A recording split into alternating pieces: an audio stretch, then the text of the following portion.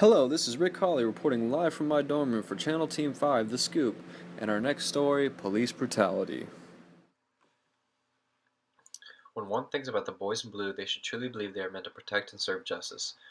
Most people feel more alarmed than safe when they see an officer of the law. Cops are persistently killing people at higher rates and is becoming widely known among the population. In 2014, 17 out of the 100 largest U.S. cities had police that killed more people at a higher rate than the U.S. murder rate, proving that the use of excessive force is increasing and will not stop until society can unite. One of the biggest cases to get the attention of the public was the death of Eric Garner. On July 17, 2014, Eric Garner was walking along Bay Street in New York City when two officers who had been following Eric Garner for the selling of untaxed cigarettes in the past weeks decided to make an arrest on him. After seeing the cops approach, Garner immediately started flailing his arms in protest and even resisted arrest. The two policemen threw Eric Garner to the ground and quickly pounced on him with an unneeded chokehold. The officer held Garner in this position for at least 20 seconds, while the whole time Garner could barely make out, "Please stop, I cannot breathe." This went on until Garner had completely lost consciousness and soon died. With what should have been an easy citation turned into the death of a man and the birth of a murderer. Eric Garner's plea for help became a rallying cry for a protest movement with the main objective of removing police violence from our streets. Race is a big issue with police brutality. Police are killing more black people persistently at higher rates. Per 1 million, black people are 3 times more likely to be shot and killed by the police. 30% of the black people killed in 2015 were unarmed. This year alone, 69% of the black deaths were allegedly unarmed. Why are police killing people who aren't posing a serious threat? I'm not sure. Police brutality may happen from many aggravating factors. Street cops are on their own. A lot of times, an officer is found in a hairy situation by himself with no backup, and this is when cops make irrational decisions out of fear. If a situation seems it could get out of hand, an officer needs to step back and call for backup. Fear seems to be the deadliest factor in police killings. Also, the use of excessive force is becoming expected with more departments resulting to these methods. The use of maximum force is becoming routine for many officers to get a quick and easy solution, as some have put it. More and more officers are tending to pull out their weapons first before even attempting to tase the suspect. There is also no clear policy on how an officer should do his job, most of the time leaving it to the officer's discretion. Police brutality has affected society in several ways. Today, America is a divided nation on the topic of police. Police are being gunned down in cold blood for no reason. More and more people are expressing disgust for the police when they hear about the killings.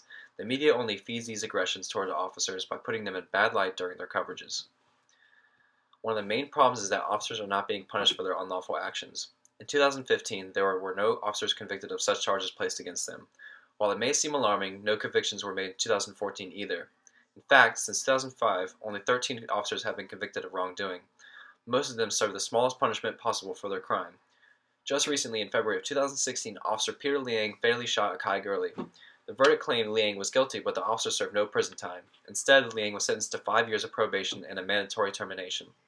In other cases, officers have the ability to become an officer of the law again. Letting an officer back on the force who has a past of violent actions is counterproductive, and these policies need to change. Society is aware of how cops are acting in the streets, and so do the officers. In a study conducted by the U.S. Department of Justice, it seems that many cops do understand there is police violence happening within their departments. 84% of cops who were included in the study confessed they had witnessed fellow officers using more than force than necessary. 52% of cops said it is not unusual for cops to turn a blind eye to improper conduct by other officers. One can complain about police brutality, but society can do numerous things to see change. Maybe making the punishments for police crimes heavier than usual will add some incentive. Training for racial bias can help minimize police brutality. Too many black community stereotypes help breed racial bias within the community.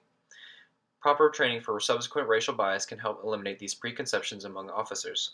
Hiring female officers could help deter police brutality.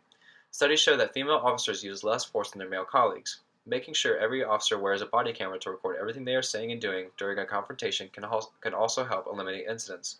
The fact that they know they are being watched can help officers make the right decisions. Protesting and pushing for new laws that enact these new propositions can decrease brutality nationwide. Howard Morgan, Sean Bell, Oscar Grant III, Trayvon Martin, Michael Brown Jr., the list goes on and on for police killings. These cases could have been avoided if officers took the correct steps of detaining the offenders. Society needs to recognize death as not a social norm and it should not be consistently heard about. Police brutality has affected America in a negative way. Steps need to be taken to avoid future generations from being treated in the same way or worse. Society is a divided nation on the issue of police brutality, and when people come together to agree as one, progress can be made. History has proven time after time when masses form, change is soon to follow. All it takes is time and effort of everyone working for the same cause. It's been one hell of a time. I'm Rick Hawley. Stay classy, America.